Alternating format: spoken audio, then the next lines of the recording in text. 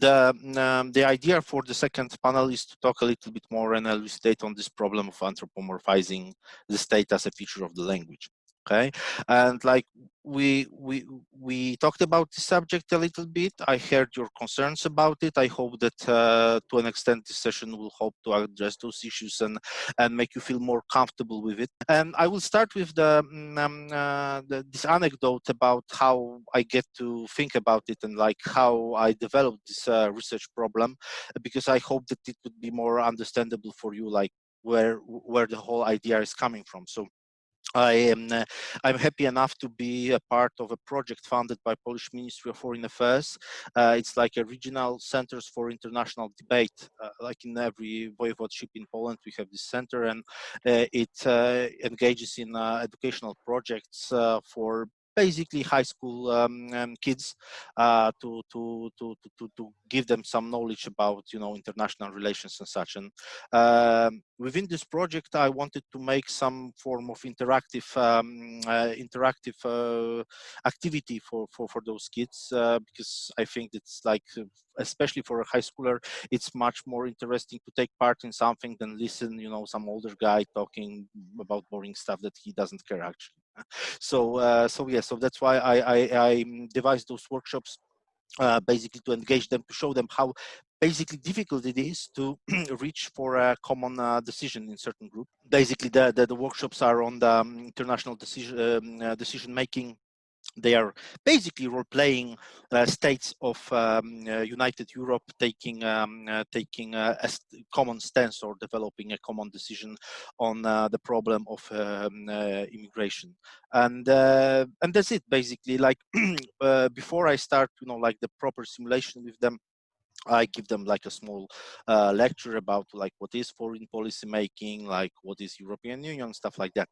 So basically, I like to have like a good connection to the people I'm talking with, to my students, or in this instance, those high school kids. And I seen, and basically I felt like the more theoretical I'm going, even though those are like super basic concepts, the less interested they are.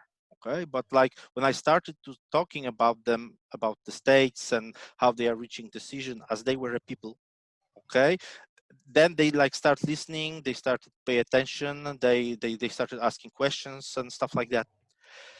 And for me it was like this basic drive toward understanding what is the nature of this phenomenon, like because it's also, for me it's like also a part of my social responsibility as a scholar to be able to reach like members of my own political community, right, to be able to speak about the things I'm trying to figure out as a scholar in the way that a regular person or even interested layman is able to apprehend. And this experience with those workshops was actually pretty important for me, like as a person that needs to share his knowledge, very often pretty complicated theoretical, with people that don't have the same background as I do.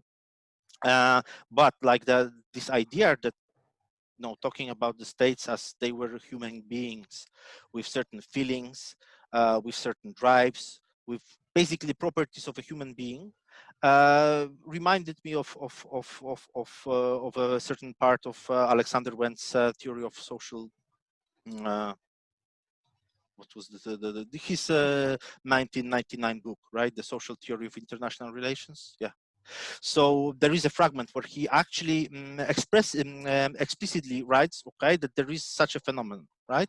That if we look at our everyday language, we will find in the language that is trying to describe what is the international, we will very often find this attribution. We will find it in politicians speaking about their countries and how what relations do they have with other countries. We will find it in basically common spoken language between people discussing those things, in publicists and their essays, right? Now I would say we will find it in like social media, where people are talking about stuff they think they are relevant for them and for others. Okay, this is like a relevant phenomena that basically people will say, okay, like the Poland is afraid of Russia developing new middle-range missiles that are able to be carriers of atomic weapons, for example, right? This is a fear of Poland, right? This is this raw language example of anthropomorphization in the thing, right? And basically, like, what is the difference between people saying, okay, like Poland is afraid of Russia because this or that, and communicate or the utterance that, for example, Polish foreign decision-making elite has a perception of Russia and its foreign policy decision-making elite as aggressive, and the instance of this aggressiveness would be acquisition of certain weapon systems that are able to carry nuclear weapons. And this is what makes this Polish foreign policy making elite wary of such Russian acquisition. Okay, and basically, like, what is the difference between those two sentences? One is long and the other is short. And is it like, do they convey some different message? Okay, like, is this anthropomorphization as a certain property of the language we are communicating significant in any way? So basically, I started to dig up the literature, and there is this whole debate, right? Wendt, in his 99 book, he basically come to some kind of a pragmatic solution. So basically, we all have certain meaning behind our anthropomorphization of the state, right?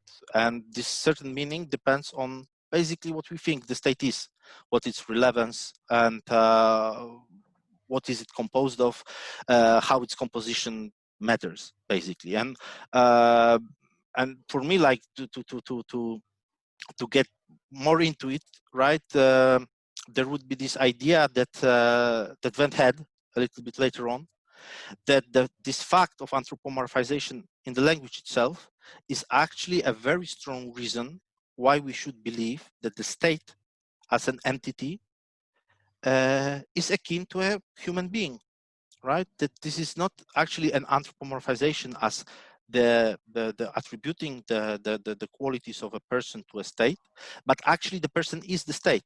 This is a very strong ontological claim, right? That the Wendt is making. He's following up this claim.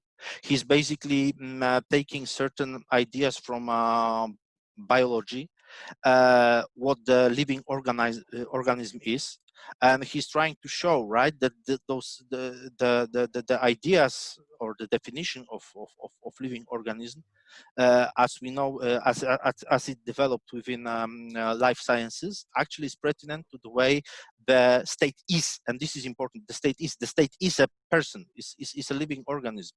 Okay, and his very strong philosophical and ontological claim was very debatable, and like there is a very big debate on this subject. So some people say, okay, like basically this is wrong to attribute like a personhood to the state.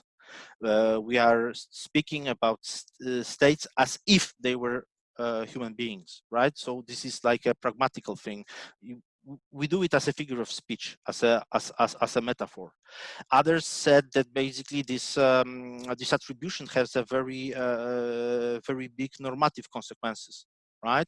That attributing personhood to the state would have a very great consequences for each and every one that is living inside of the state, right? This kind of totalism is a bad thing, as shown in the recent history of Europe, especially First and Second World War, the rise of totalitarianism, right? This is the whole normative argument. Others were saying that basically they may agree with certain points of Wendtian analysis, but with some qualifications, and that's like, it's not stupid to think along those lines, but let's just not go too far as the Wendt did. Let's just not postulate this is like this ontological reality of state personhood. Okay, and this is like a pretty difficult and high abstraction level discussion between basically people who are dabbling in the philosophy of international relations. But what I find very interesting is that the linguistic argument was very shallow. Okay, they were referring to certain texts of certain philosophers.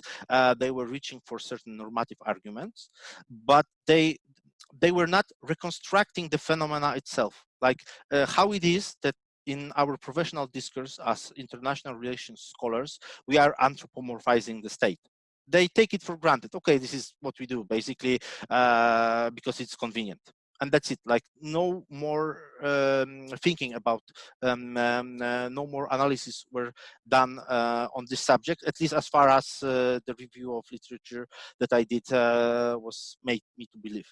Certain authors tried to tackle this problem from the perspective of linguistic metaphors and what is the significance of it. There are very interesting things about like history of idea of treating a state as a person, but still like the problem of how language as a system influences us as the ones that we use it to commence our in our utterances the anthropomorphization of the state was basically brushed aside. Okay, so what I wanted to do is basically do a very rudimentary qualitative content analysis where I taken grand theories of international relations written by the classics of our discipline and try to see like how they anthropomorphize in their own grand theories. Okay, and on this basis, I have seen that this is like there is this tension between two things. Like each of them were a theoretician. So basically, they give a particular theoretical meaning to the state within the international intellectual structure of their theories. Okay, they all define state more or less loosely. Some of them were basically very intuitively using the concept, but one way or another, they try to do it. Okay. On the other hand, when they started in the parts of their theories, where they're trying to relate their theories to certain empirical phenomena, like cases from history, for example, they were basically all anthropomorphizing willy-nilly. Basically, that was what they did, right? Even though they have some of them at least have taken a lot of time to properly define what they mean by the state, they still were anthropomorphizing. So this led me to believe, and also like this is as anecdotal as it may be, my wife, she's a linguist, and she told me, Mateusz, this is just, you know, like the economy of language principle in the working.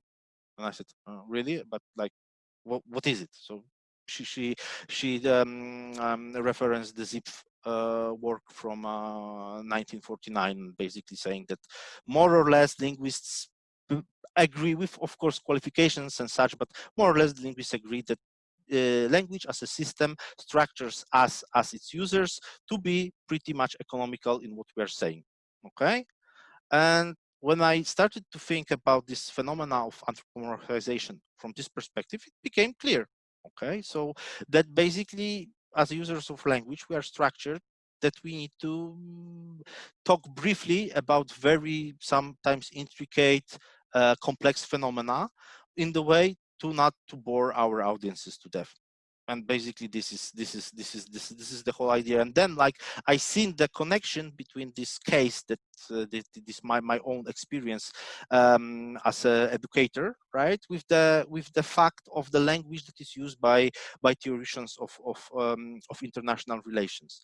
And then I tried to dig a little bit more and think about like what is the consequence of this phenomena, that is not like you know, that we can talk about or try to explain why the anthropomorphization is present in what we are saying about international reality. Um, that this is like the much easier explanation of the phenomena than trying to go all ontological and philosophical and stating, okay, this is like the state is like a real person. Basically, this is like a question of convenience, right? That we are able to economically communicate what we want to say about the state in all its complexity using fewer words that we would otherwise do if we would like untangle the state, saying, for example, and this is like the society, for example, ruling elite nexus, or that this is a certain parts of bureaucracy that have certain institutional interests that make this the central decision makers do this or that. Okay, and so the first thing is basically from the pragmatical point of view, probably like because we are all users of language and it structures us towards economy. As a good scholars, what we should do is basically follow it up. Like fighting with it probably would be, there's a saying in Poland, you shouldn't have a kicking contest with the horse. And basically that would be it, right?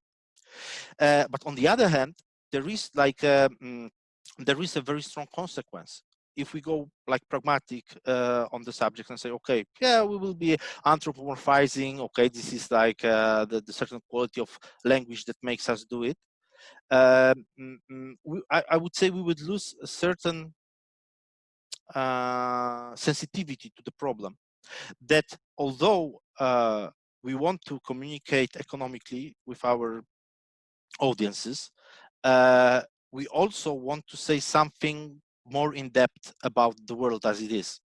Okay, whatever this component as it is may mean to some of us according to our own like methodological or philosophical beliefs. Okay, and here it is, like the question of dialogue, the question of translation, right? Like that by the act of commencing research on the subject of the state, however it is relevant to what we are doing, right? We are actually giving a meaning to the state itself that we will then anthropomorphize because it's convenient, it's economical thing to do, and we will all do it one way or another.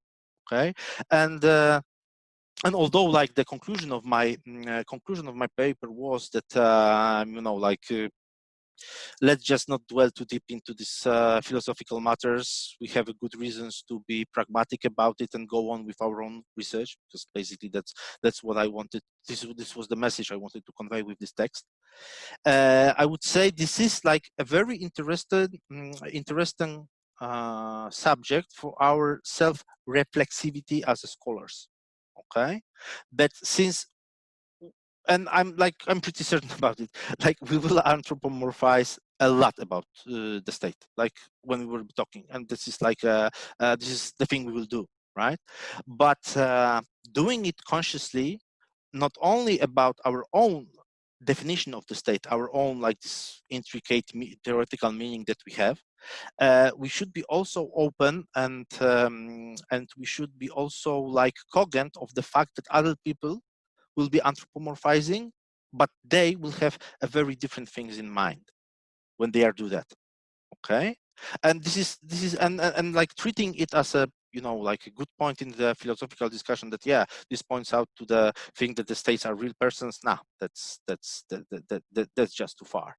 Okay, but like as far as this anthropomorphization as a fact of language could be, and I hope will be, to an extent, like some additional focus or a leitmotif, then that you can intertwine in your own research that would come to a fruition as a text that hopefully will make up our joint publication.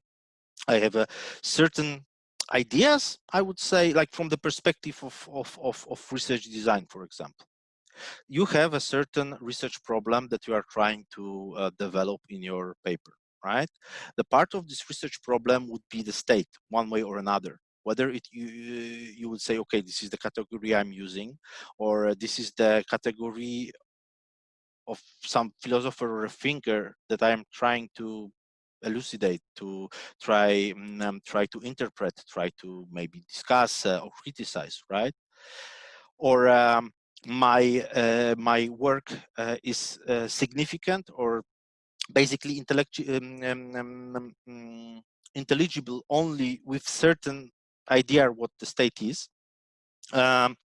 So basically, you can intertwine the question of anthropomorphization as a certain additional, I would say, research question that you pose to yourself as a scholar. Okay, so basically, am I doing it right? I have read my paper once more, and like, is it present in what I'm writing? Does it significant? Like how I feel about it? If I consider like, would I consider myself, let's say, slave to linguistic structure? Okay, or am I doing it consciously?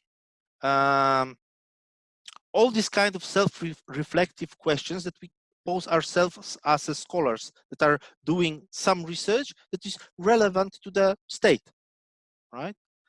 And this is the, I would say, this is the addition or value that can be added to your very different and diverse research problems that you want to follow in your papers, basically, or hopefully future chapters of our common book, right? And for me, this is like very interesting because, like, by listening to you and your self-reflection on this subject, I'm understanding this phenomena better as a part of the discourse of my own discipline, right?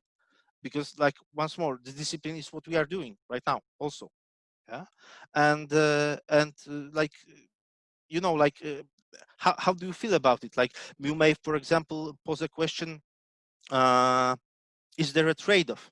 Okay, so I will be able to, I probably be able to reach broader audience with my text if I anthropomorphize more, but it can cover a certain important aspect of my work and make it a little bit less, visible to an extent. Like, is this a trade-off you are willing to do as a scholars?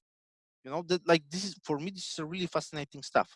And like, this is the reason why I'm hoping that you will at least try to introduce this problematic of anthropomorphization into your text, like as this self-reflexive component of you as scholars, dealing with this phenomena if you're in your scientific work.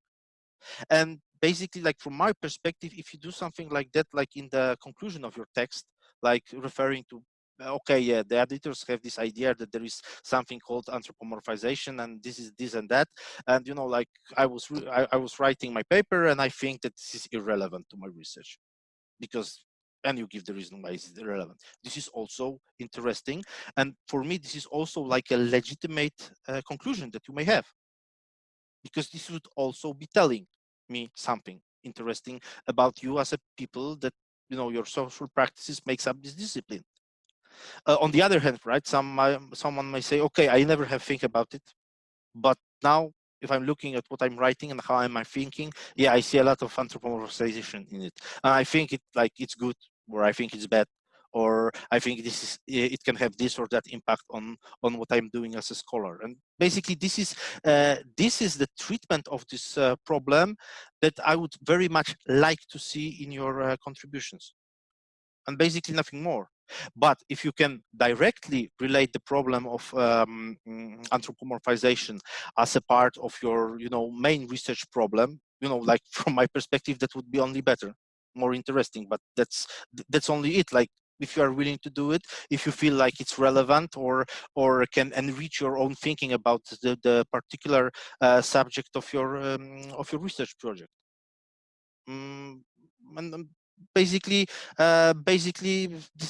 that's all what I wanted to say, because, like, in all honesty, I'm more interested about what you have to say on this. Like, does it, in your opinion, brings any additional inspiration to your possible contributions, or maybe it's irrelevant, like, and also one more thing, like, more catered to the people who are doing things closer to foreign policy analysis, or like, doing those empirical studies in the certain second image problems, and how they affect they affect, like, the governments or foreign policy of their countries. Like, is the anthropomorphization, like, also present one level lower?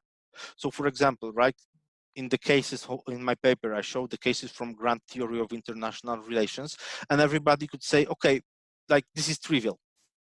They are all doing grand theories, so they are at the high level of abstraction. They need some way to convey this abstraction in the way that people understand, so they are anthropomorphizing, like the case is trivial, okay? But if the similar phenomena would actually happen on the level of, for example, state bureaucratic agencies, okay? So basically somebody writing about, I don't know, a certain social movement that is exerting its influence on foreign policymakers for their state to do certain thing.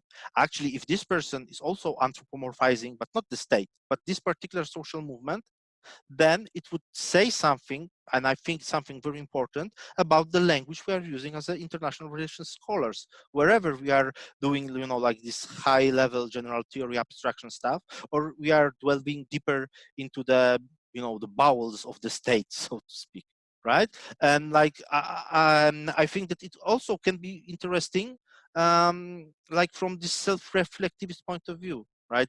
Okay, that it's not like the anthropomorphism of the state is what other guys do, like in other fields of research. It's also what I do, right? I'm not doing it about the state. I'm anthropomorphizing some smaller social constellation inside it, but I'm doing it nevertheless. And once more, what impact does it have on my thinking? What impact does it have on the way I communicate the fruits of my, you know, reflection? This kind of stuff. And basically that's all that I wanted to say. I hope that that you have at least a little bit fun reading my my paper, that I can understand what a little bit you know, on the philosophical side, but I still think that like there is something in this anthropomorphization thingy that we can all like learn from, and you know, be better as scholars while thinking a little bit about it. Okay. So, like I said, after this brief introduction, I would really like to hear what you have in mind. Like, how would you relate to the problem itself, or maybe those questions that I posed?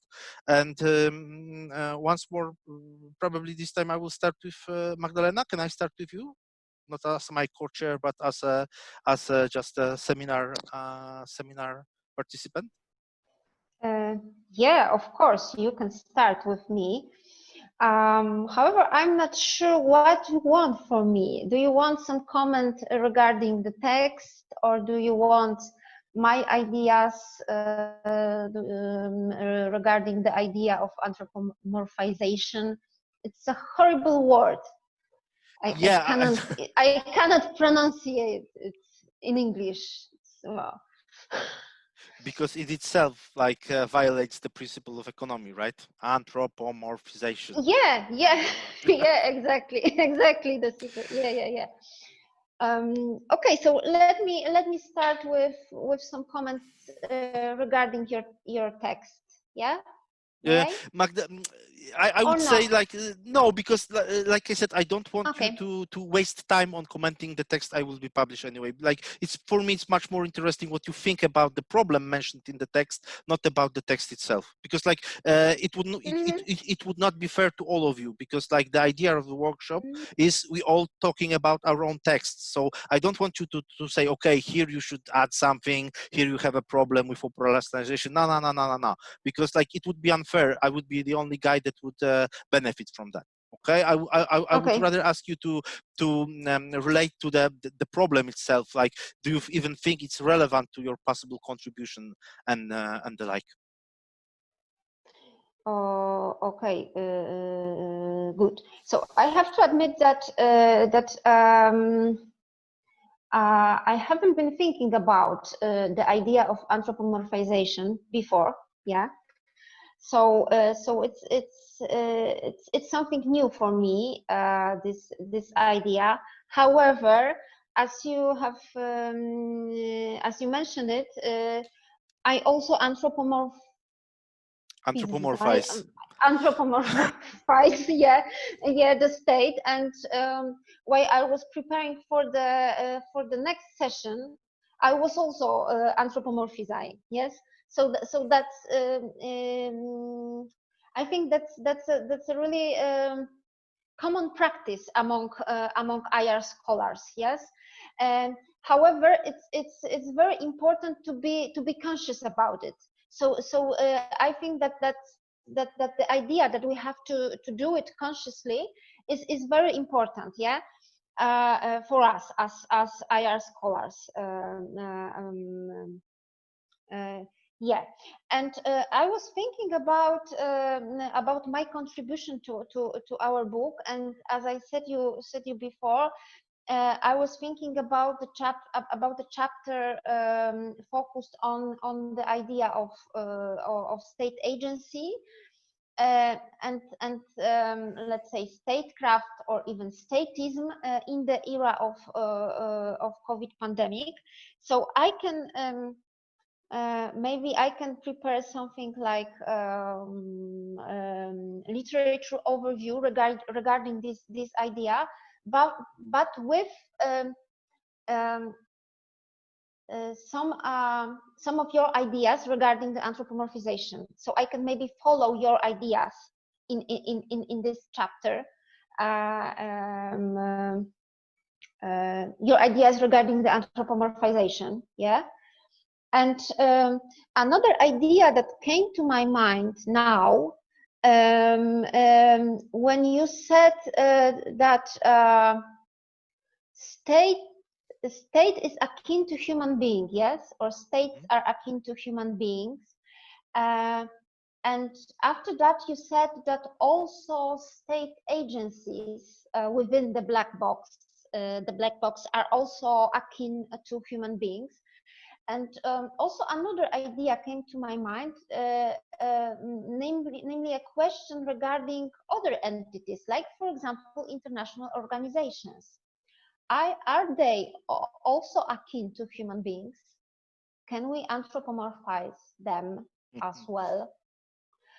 And now the question goes even further. So can we, or do we anthropomorphize every entity that we are talking about, that we are writing about, that we are thinking about, and so on? So, so I think that that's also a good question regarding the idea of economy of the language. Yeah, I don't know if it fits your idea too, or not. To be honest, you just rephrase it in intelligible language. So you basically said a little bit better and more understandable what I was fumbling to say. In all honesty, so yeah, like I'm really happy what you are saying, because you're saying what I had in mind, but you did it in the way more easy on our audience, I would say. I don't know if it's good or bad. Yeah, well, you know, like I think that this is like one of our goals, to be able to communicate properly what we have in mind, right? So but now you have introduced yourself as more sophisticated and educated than me. no, really, because okay, what I meant is basically you were able to better communicate the stuff that I have on my mind that I was able to, which is for me like more important than being able to grasp all those ideas, you know, because like without the communications, okay, I will be super intellectually, you know, badass, but alone. You know, No, and no, no, no. no, so yeah, I meant it properly as a compliment, because you were able to yeah, operationalize my ideas in a way that I seen people were nodding their heads, and basically the idea was getting to them better than I was able to. So come on, it's like a Okay, great thing. okay. So one more thing, okay? That will be a little bit focused on your text. However, I think that that's important here to say it, because what I miss here in your text is a section regarding methodology, because we have to. I think that we all have to operationalize what does it mean, the anthropomorphization, yeah. What does it mean that he or she, what does it mean that, for example, Morgenthau, Kaplan, and so on anthropomorphize, yeah. uh, uh, uh, does it mean that he or she use some verbs that are typical for human activity? or does it mean that he or she use some other words that are related to human activity? That is important for me, because we have the definition of anthropomorphization. However, I think maybe I'm wrong, but I think that we need to operationalize it. Yes, so that's the thing that I am missing. But maybe it's only my opinion. I'm not sure about it. Yeah, and the last question that we should ask, yes, according to what you said just before regarding my opinion and my remarks, uh, we all anthropomorphize, and so what? Are we conscious of that fact? And so what? What are the consequences of this practice for our research, for our writings? Yeah. Yes. Thank you. Okay, so you have given me like a home task to do. Yeah, that's good. Homework. additional motivation, but yeah, like this is the relevance, and I was trying to convey this idea that if we are self-reflective on the basis of the concept of anthropomorphization, then yeah, like what does it mean to us? Maybe we can say, okay, it's not important, right? Like I will do it because everyone else is doing it. I want to communicate my thinking, so I will just anthropomorphize, and that's the end of the story, right? Yes, But yes. but like this is also, like, I would say this is also meaningful voice, because yeah, it shows that, yeah, since it is, let's say, fact of the language, then I will just follow it through, and like I will be very pragmatic about it, Yeah, yeah. and maybe it's like a general disposition. Maybe it should be what it is, because then we can basically, about such a consensus, for example, we can criticize people that are like going too far with, for example, their philosophical ideas, that like, Mm-hmm. okay, this is from the perspective of philosophical ontology and ontology of the social, it is important and interesting, but why it is a part of discussion about international relations, right? Do we really need it? Probably not. Mm-hmm. And May this I is add something? yeah, sure. Yeah, yeah, yeah. Because I have also another idea, which I think it's also very interesting, because what I found very impressive in your text was the case of Kaplan, as he was a behavioralist, yeah, and taking that into account, um, um, we see, or you see, that he um, he wrote about psychological things regarding the state, and I think that could be very interesting to investigate.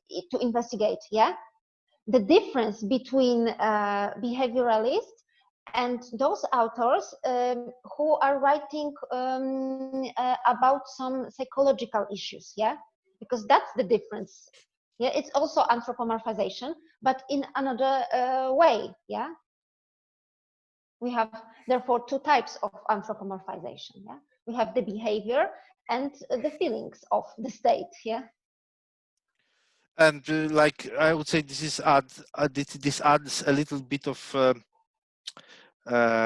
paradox, that basically behaviorist psychology was about the behavior, and making generalization about the behavior on the basis of previous behavior.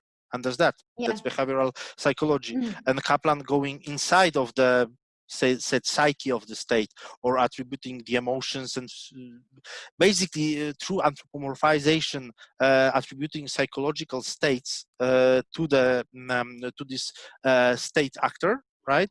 He was Mhm. doing what he shouldn't have done as a Yeah, behavioralist, exactly. so a person that is inspired by a proper Hmm. behavioral methodology, or approach taken from psychology. And like I probably can elucidate more that this is one of the dangers of anthropomorphism. of the language, right? If the language Yeah, yeah, structures us to talk about the states or other social entities as if they were human, or as if they were human, because this is an important distinction, and like the both approaches are, you know, thinkable and actually were used. So then, like, it make us tangle into certain dichotomies, or yeah, make us made mistakes as a scholars, basically, right? yeah, Being incoherent, and yeah, maybe the Kaplan case is the good example of the danger of anthropomorphism yeah, yeah, yeah, yeah. in Mm-hmm. the works. Okay, I see Tomasz raised a hand. So Mm-hmm. Uh, uh, yeah, please go on. just short comment. Could we go around and hear everyone what are thinking about this comment? Because I see that we have 45 minutes. I have some obligations, unfortunately, for the third part, and I would like to hear everyone concepts about and point of view referring to this Yeah, yeah, anthropo idea. yeah. Thank you for disciplining us. Yeah, so let's go. Let's start with Mehmet. How do you find yourself with this conversation? Okay, thank you very much. And it's, to be honest, a very new phenomena for me. Just like Magdalena, I'm recently familiar with this idea. And when I was reading your text and I was listening to today at Magdalena, I figured out that this anthropomorphism. Horrible word. Yeah. Yeah. That thing is consciously or unconsciously is not a new phenomena in social sciences. I mean, it's new in international relations, I figured out, but for example, that's actually in a sense what Durkheim does in sociology. I mean, he anthropomorphizes the society as an organic solidarity, is like an organ, and even we see it in literature, actually.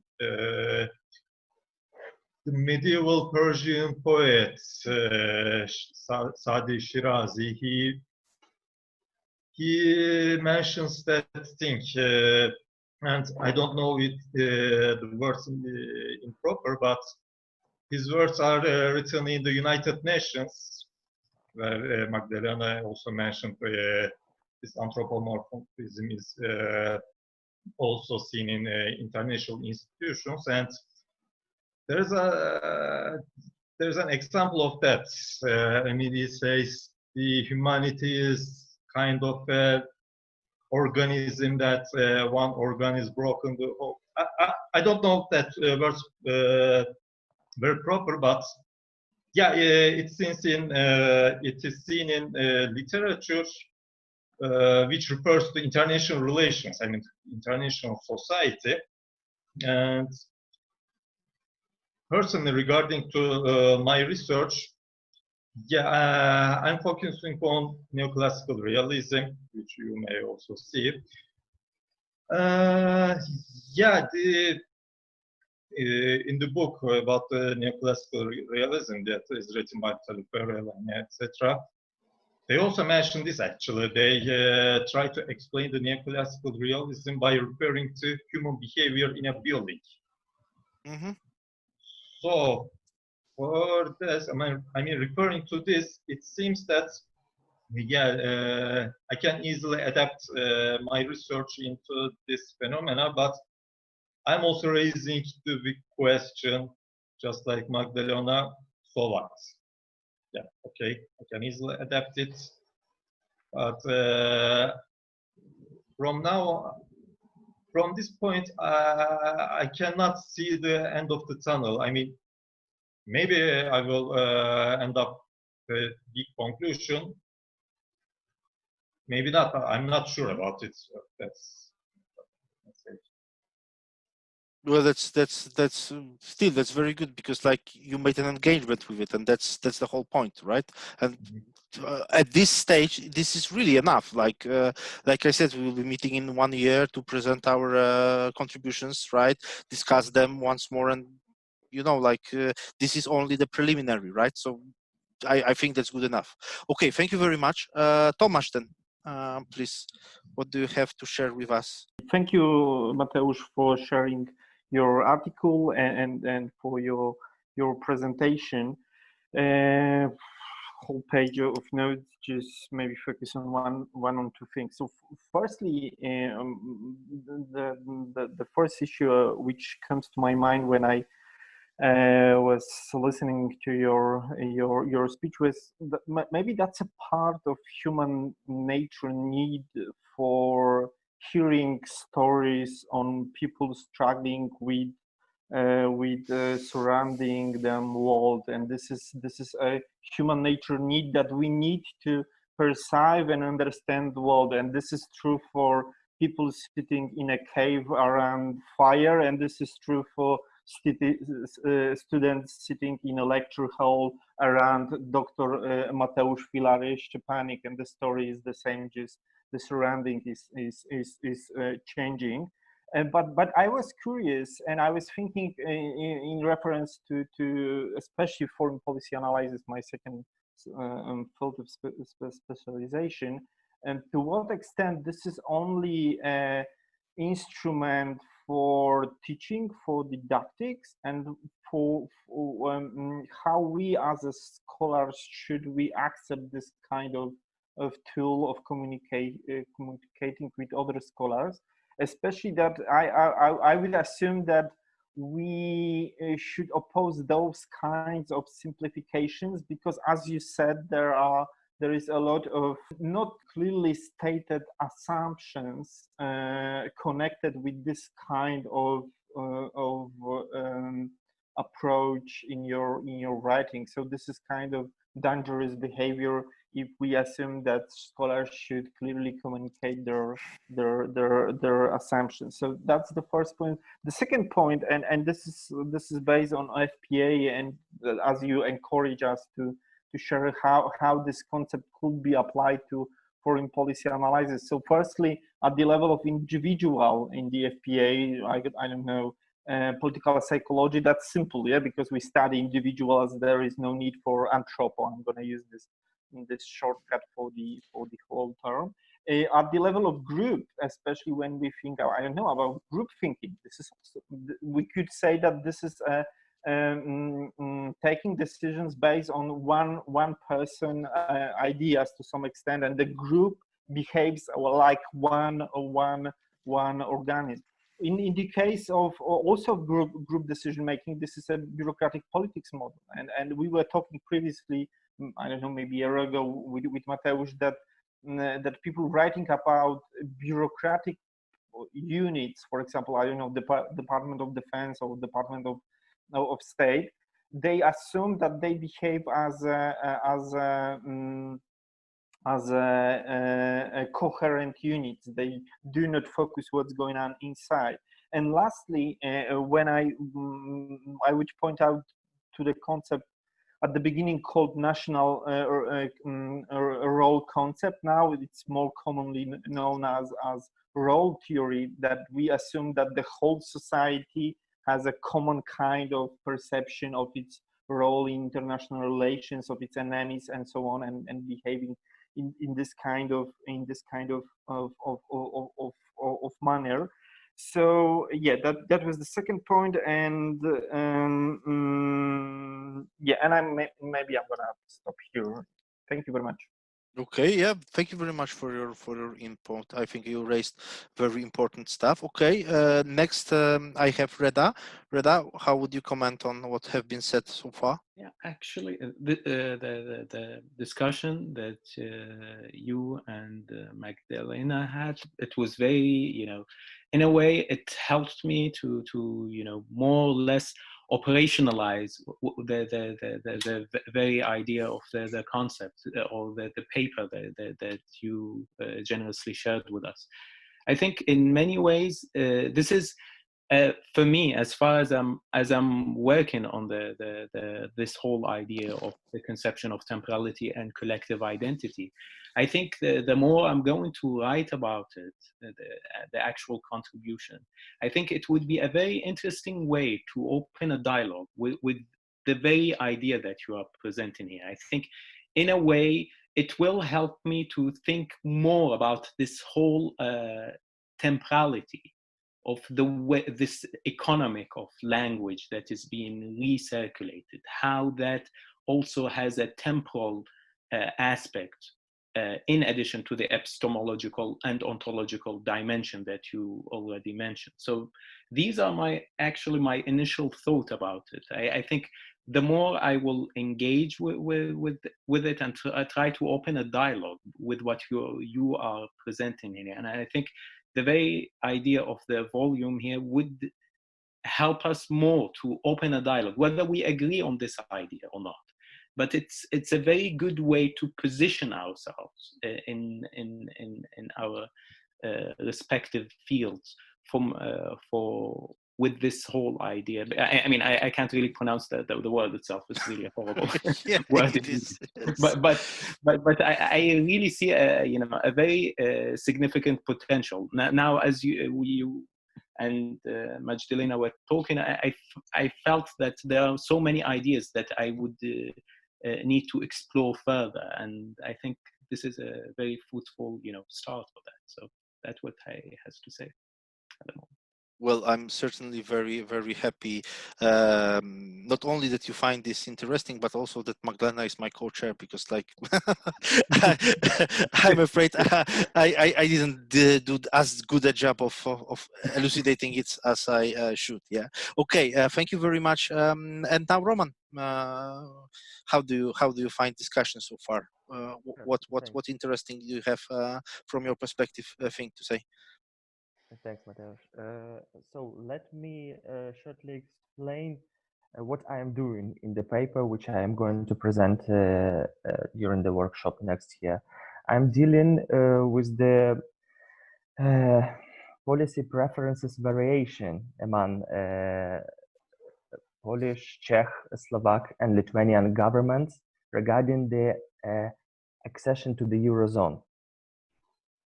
And if we're dealing with this topic, and in order to explain why there is a variation between those governments, why, for example, Lithuanian and Slovak governments promoted fast Eurozone accession, but Polish and the Czech governments are delaying the accession to the Eurozone, we need to resort to domestic politics, because neither functional efficiency gains nor institutional requirements explain the puzzle. From the standpoint of functional efficiency gains, they all really tightly connected in economic terms with the Eurozone, but there are divergences regarding the accession. From the standpoint of institutional requirements, they are all obliged as the new member states to do this in some point of time, but they can really the governments can make this issue to be the national one, to put this issue under the jurisdiction of sovereign decisions, right? Because it's up to the national governments whether to enter the exchange rate mechanism, for example, to apply to the Eurozone or not, whether to harmonize all the laws and requirements or not.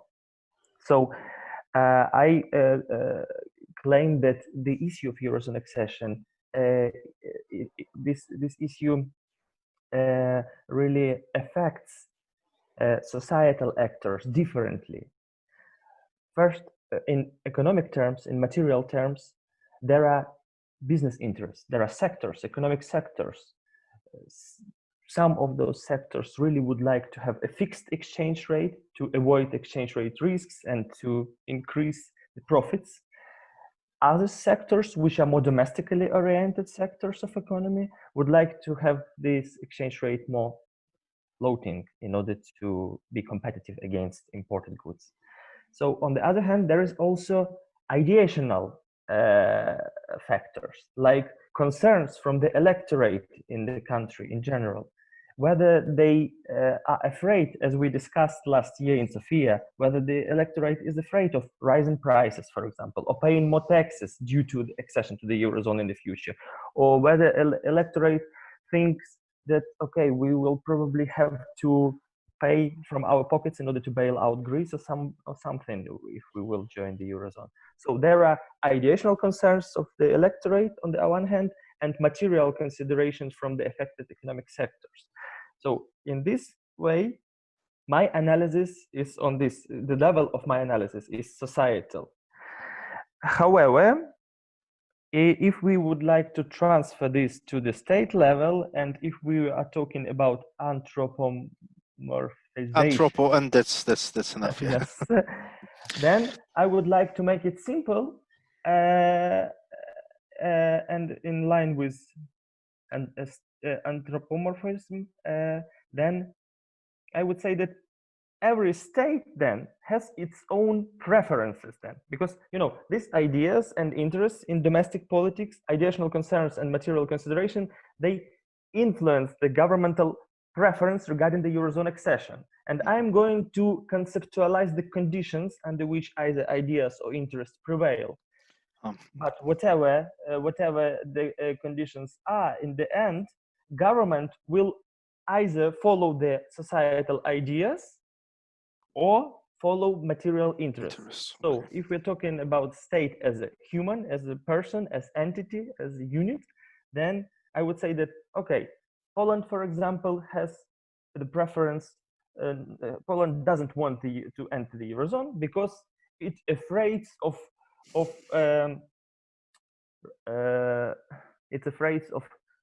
getting poorer by yes, exactly, yes, something like this. Or Poland, if the government would follow economic interests, then again, if the trade balance with the Eurozone countries is positive, then export sectors would benefit, and then Poland would like to join the Eurozone because it will increase its competitiveness. Or Poland doesn't want to join the Eurozone because it is afraid of foreign competition of imported goods, or yes, something like this. And there is a discussion in Poland, if we're talking about Poland, that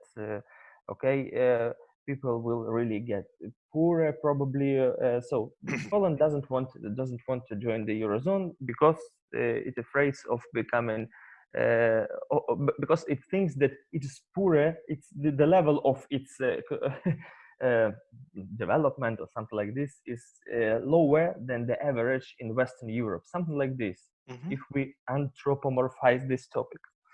And so this is how I see the parallel. I didn't think about it before, but I think that it could be my explanation, that state has own preferences and state do whatever it wants to do in the international arena, because this is the preference which is shaped domestically. But in order to explain this, we have to go inside domestic politics. But in order to generalize and explain the behavior of Poland, for example, or the Czech Republic, or Slovakia, or the Lithuania, my countries under scrutiny, it's enough to just say that because this country does this because it is afraid of this, or it thinks that it is beneficial for it in general.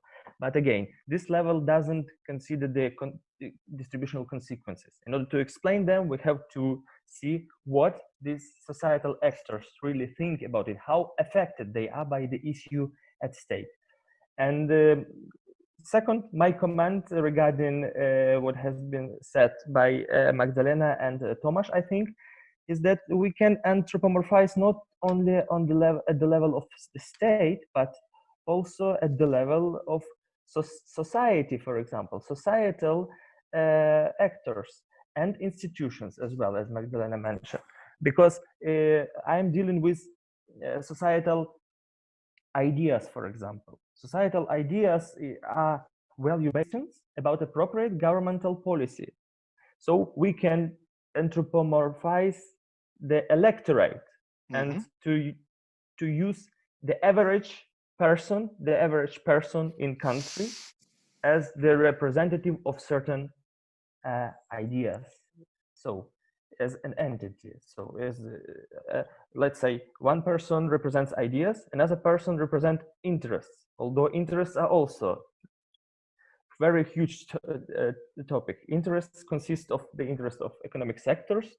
They are gathered together in order to form the business associations. Those business associations go to the government in order to lobby own interests. So we can anthropomorphize societal at the societal level, saying that there is a person A which has certain idea, there is a person B who has certain interest, and they come together to person C, which is the government, and say, look, you should enter the Eurozone, because you should not enter the Eurozone, person A says, because I will get poorer. I don't want you to endanger my material welfare.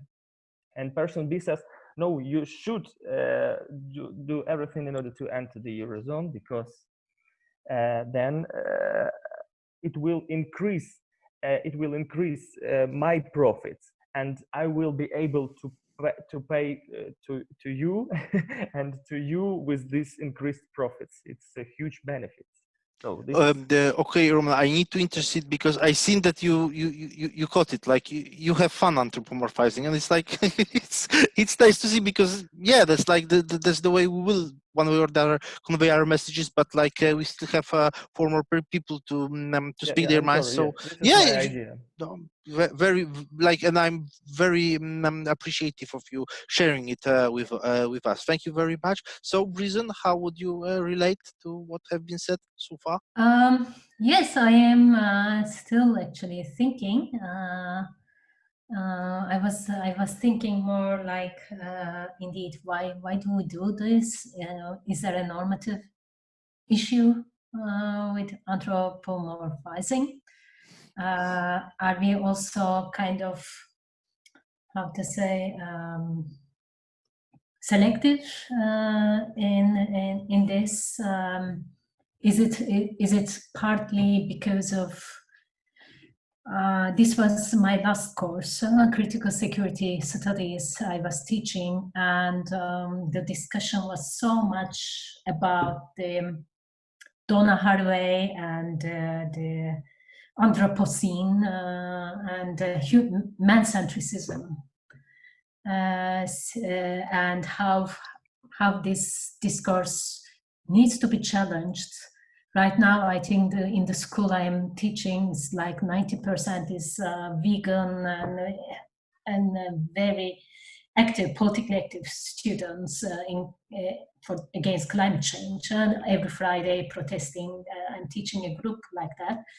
And they are so much involved in this changing the language from man-centricism or white centricism, West centricism, to something more neutral.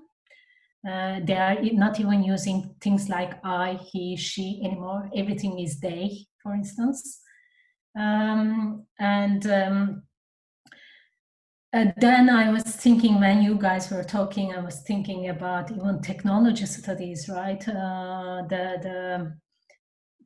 These are all ideas. Huh? So how much we personify technology, smartphone, fair trade, clean energy, and also same with the environment. We say things like it is hurting. Environment needs its own rights. On the other hand, there is another group like David Chandler and others. They say, let's not repeat those mistakes. The environment is not a person.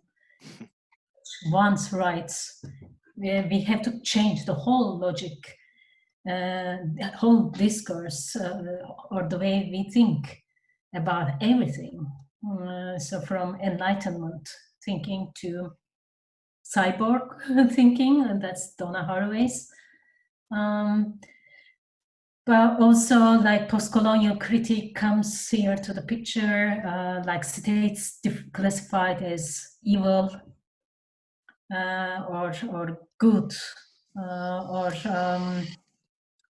weak or versus strong, etc. How partial these adjectives are, how not neutral, and who uses this, who puts these adjectives about states. What makes a state failed, and what makes the other one good. So I was thinking more in this, how to say, different levels. Also, maybe ideas for you for the publication, different entries from technology to data, from green theory to law, maybe. So it's quite hard to say. There is intersectionality, but it's also so much multidiscipline I see here. For my own research, I am still thinking what I can do. So thank you. Well, but it's like a very interesting stuff that you mentioned. Like without any, like without anthropomorphizing state, can we actually make a normative judgment about like the stuff that we are doing? Like, can we? Will it be always people? I don't know if you guys watched or read Cloud Atlas. Mm-hmm. That's I wanted, or are you watching Black Mirror? Those are the things which discuss a lot with the students. I wanted them to read certain books, Cloud Atlas, 1984, or Handmaid's Tale were among them. In Cloud Atlas, for instance, there is a new language, and in the 6th story, there are many stories in the last one, which is 2 million years after this, something like that. They developed a new language where you have no anthropomorphism anymore. And the character meets a tribe, and they speak a different one still from the previous generation, and she doesn't understand that, for instance. Those are really, really very, very interesting.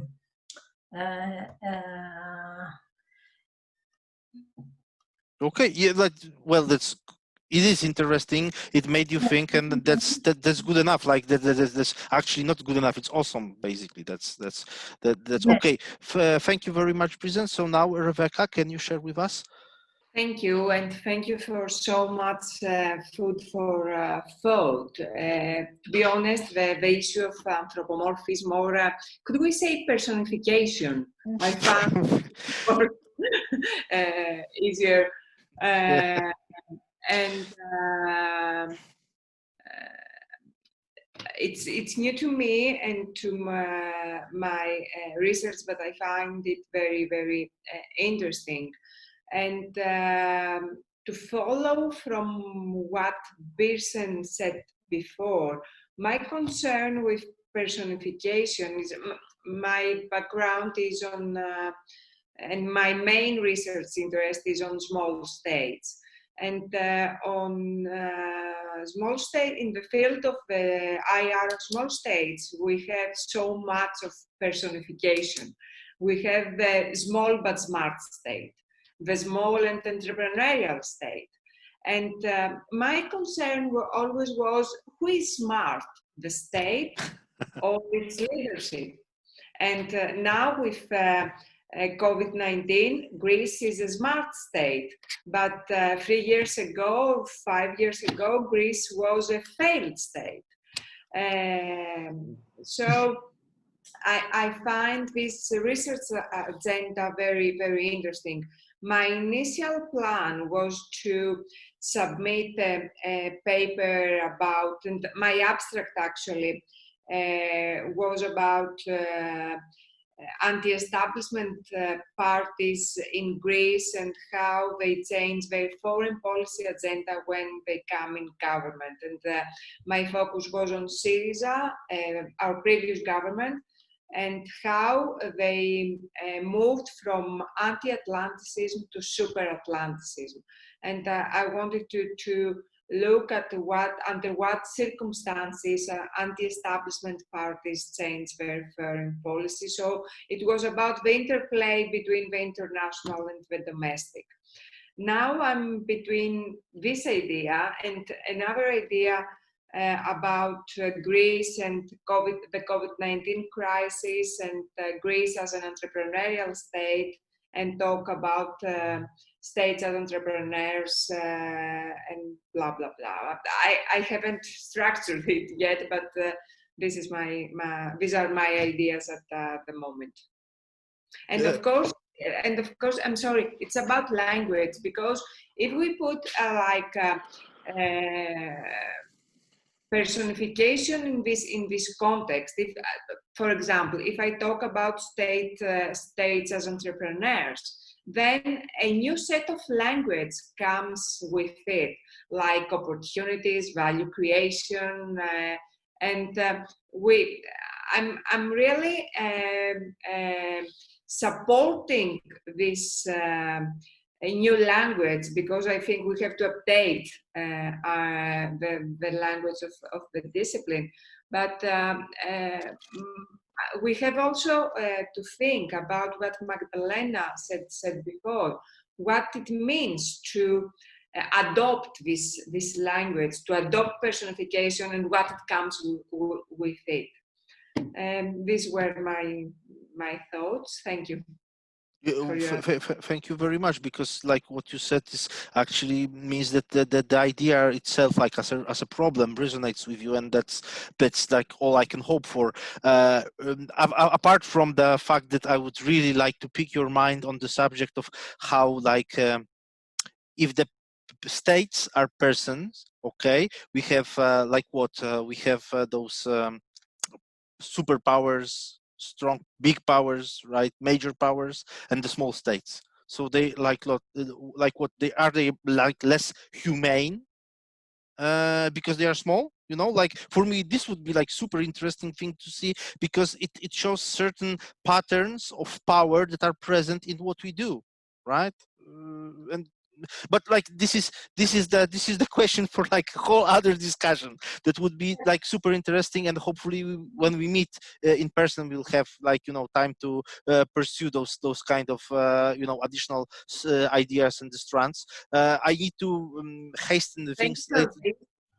If I can add just Jochein argued that small states are like the Lilliputians who managed to tie the tight Gulliver, so it's already there. Regardless, guys, we need to a little bit hurry up, because we have to go further. Yeah. So let's just conclude this this part of the meeting. Like seriously, I'm super, as people in gaming say, I'm super hyped about what we are doing right now, and this is like really, this is a great fun talking with you all right now. So let's hope this good spirit will go with us to the third session. This time Magdalena will take a point, and I will be able to rest a little bit, hopefully. So and she will probably. But you will be still my co-chair. So please be with us. Yeah, I will be, but like yeah, it was pretty intense. So I'm really happy that you will take the point on the next next seminar.